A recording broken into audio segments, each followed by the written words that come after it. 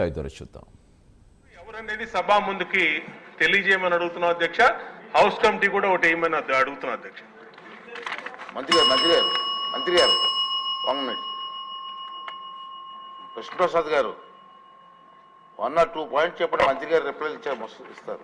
అలాగే అధ్యక్ష, ధన్యవాదాలు అధ్యక్ష. బ్రోరీస్ వ్యవహారం మీద స్వల్ప వ్యవధి ప్రశ్నలో నాకు కూడా మాట్లాడే అవకాశం కల్పించినందుకు ముందుగా రెండవ పర్యాయం శాసనసభలో అడుగుపెట్టే దానికోసం నాకు అవకాశం కల్పించినటువంటి చంద్రబాబు నాయుడు గారికి, లోకేష్ బాబు గారికి, పవన్ కళ్యాణ్ గారికి ధన్యవాదాలు తెలియజేస్తూ ఈ చర్చ ద్వారా ఇప్పుడు మొన్న ముఖ్యమంత్రి గారు శ్వేతపత్రం విడుదల చేసినప్పుడు చెప్పిన అంశాలు, ఈరోజు బోండా ఉమా గారు చెప్పిన, మంత్రి గారు చెప్పిన విషయాల్లో నేను ప్రతిరోజు వింటానే ఉన్నాను. ఇక్కడ ఇంకొక చిన్న సమస్య ఉంది సార్. ఎక్కడ ఏ దేశంలో కూడా ఎవరు ప్రస్తావించలేదు. మంత్రి గారు ఇందాక చెప్తా మద్యం గత అమ్మకాలతో పోలిస్తే బీరుకు సంబంధించి కన్జంప్షన్ తగ్గింది అని చెప్పారు. కన్జంప్షన్ తగ్గుంటుందని నేను అనుకోవట్లేదు సార్. ఈ రవాణా చేస్తున్నటువంటి ఈ బ్రోవరీస్ నుంచి, డిస్టిలరీస్ నుంచి ఏమైతే వ్యవస్థ ఉందో ఆ వ్యవస్థ వాళ్ళ చేతిలో పెట్టుకున్నారు. నేరుగా డిస్టిలరీస్ నుంచి, బ్రవరీస్ నుంచి షాపులకే తరలించారు. షాపుల్లో నేరుగా అమ్మారు. ఆ డబ్బు మళ్ళీ నేరుగా పట్టుకెళ్లారు. ప్రభుత్వ ఖజానాకి జమ కాలేదనే వాస్తవాన్ని కూడా గుర్తించండి. మొన్న ట్రాన్స్పోర్ట్ అంతా వాళ్ళ చేతిలో పెట్టుకున్నారని నేను చెప్తా ఉన్నాను. అంతేకాకుండా విష్ణుకుమార్ రాజు గారు ఈ చర్చలో పాల్గొంటా కొన్ని విలువైన సూచనలు చేశారు. ఎంత విద్యుత్ వినియోగించారు, తద్వారా ఎంత మద్యాన్ని ఉత్పత్తి చేయొచ్చు అనే గణాంకాలని పరిశీలించి ఈ జరిగే అవకతవకల్లో, ఎంక్వైరీల్లో ఈ విషయాన్ని కూడా దృష్టిలో పెట్టుకోవాలని చెప్పి మంత్రి గారికి ఈ సభ ద్వారా నేను మీ ద్వారా తెలియజేస్తూ ఈ అవకాశం ఇచ్చినందుకు మీకు ధన్యవాదాలు తెలియజేస్తున్నాను అధ్యక్ష. నమస్తే మినిస్టర్ గారు.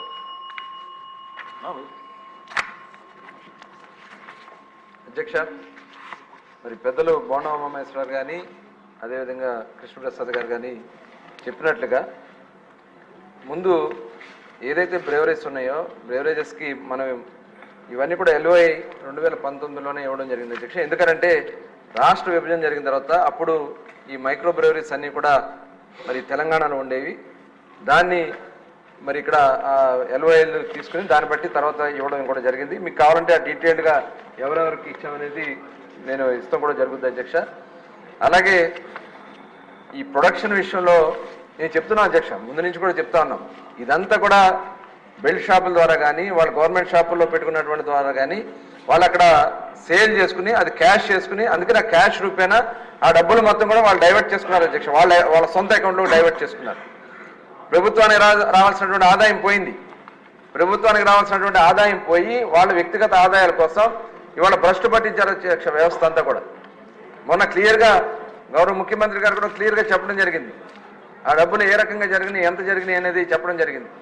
ఇవాళ తెలంగాణలో చూస్తే 5 సంవత్సరాల్లో 42,000 కోట్ల రూపాయలు వాళ్ళు మనకంటే కూడా ఎక్కువ ఆదాయం ఆ ప్రభుత్వానికి వచ్చింది అధ్యక్ష. ఎందుకు వచ్చింది? ఇలాంటివి బోర్డర్ డిస్ట్రిక్ట్స్లో ఉన్నటువంటి మన ఏరియాలో వాళ్ళు బ్రాండ్స్ అన్ని కూడా తింపడం వల్ల మన వాళ్ళు అవి తీసుకోవడం, అలాగే వీళ్ళు NDP కొంత చేయటం వల్ల దానివల్ల దాదాపుగా మనం 19,000 కోట్ల రూపాయల ఆదాయం మన ప్రభుత్వం కోల్పోయింది. ఇది అఫీషియల్, ఇది ప్రాథమికంగా వచ్చినటువంటి అంచనాలు అధ్యక్ష.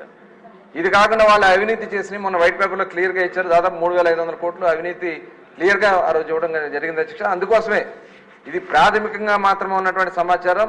దీన్ని డీటెయిల్గా వెళ్ళడం కోసం CBCID ఎంక్వైరీకి గౌరవ ముఖ్యమంత్రి గారు ఆ రోజున చెప్పడం కూడా జరిగింది. అవసరమైతే ఎన్ఫోర్స్మెంట్ డైరెక్టర్ కూడా ఇచ్చి దీని మీద సమగ్ర విచారణ చేపిస్తామని కూడా ఈ సందర్భంగా తెలియజేస్తున్నాను. ఓకే అండి,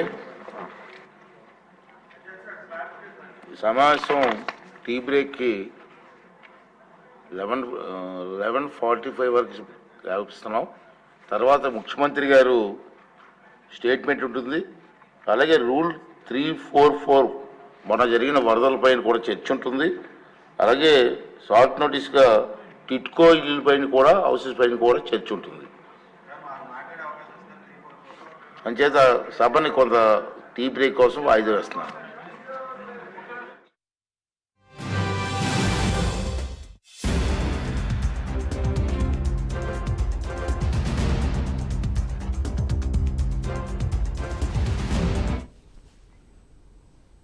న్యూస్ చూస్తే వరదల్లో చిక్కుకున్న